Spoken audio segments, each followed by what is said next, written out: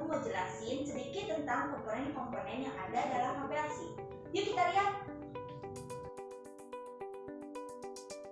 Kalian tahu gak sih apa itu HPLC? HPLC itu singkatan dari High Pressure Liquid Chromatography yang biasa digunakan untuk menganalisis senyawa organik dan anorganik yang tidak mudah menguap seperti vitamin, asam amino, protein, kafein, antibiotik, dan yang lainnya.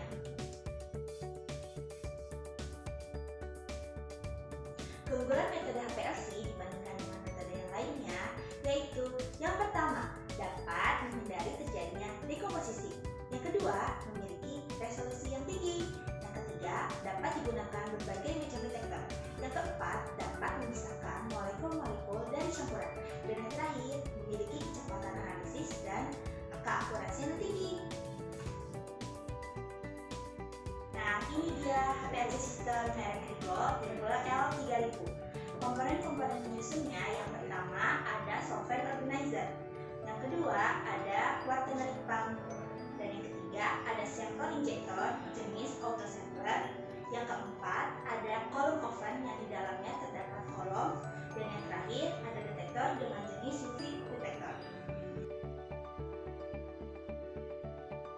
Yang pertama ada solvent organizer.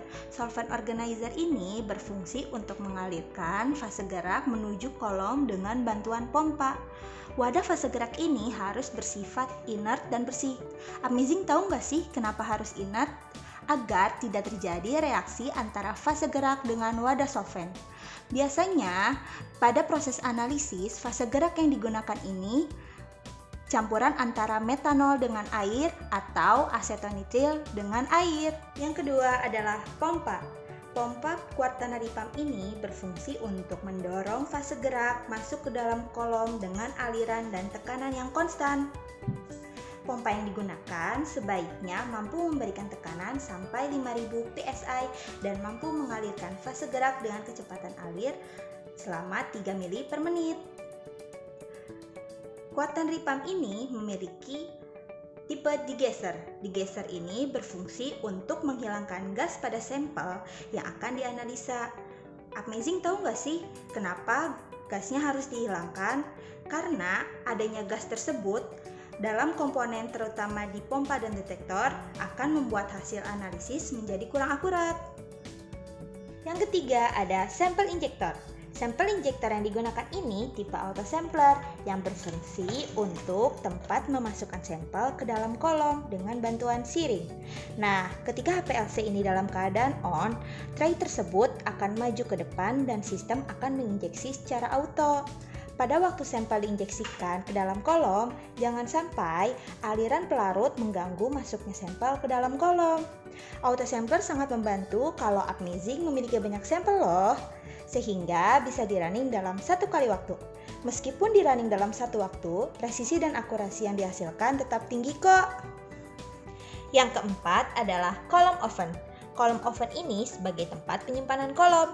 Kolom ini nih jantungnya kromatografi karena di dalamnya terdapat fase diam untuk proses pemisahan solut. Nih Amazing, bisa kita lihat kolom HPLC ini terbuat dari tabung stainless steel. Tuh lihat. Nah, untuk penyimpanan kolom HPLC sendiri harus disimpan pada suhu yang konstan. Nah, yang terakhir ini adalah detektor. Bagian ini memiliki fungsi untuk mendeteksi komponen yang sudah terpisah. Detektor dapat mendeteksi komponen yang terelusi oleh fase diam dan juga dapat mengukur jumlah molekul sehingga dapat dilakukan analisis secara kuantitatif. Nanti data yang dihasilkan oleh detektor akan diteruskan ke recorder sehingga menghasilkan kromatogram. Ada dua golongan detektor yang harus Amazing ketahui. Yang pertama, detektor universal. Detektor tipe ini mampu mendeteksi zat secara umum, tidak spesifik dan tidak selektif. Contohnya seperti detektor indeks bias dan spektrometri massa. Dan yang kedua ada detektor spesifik. Detektor ini hanya mendeteksi analit secara spesifik dan selektif, seperti UV detektor dan fluorensi. Pada HPLC Rigol ini, tipe detektornya adalah UV detektor.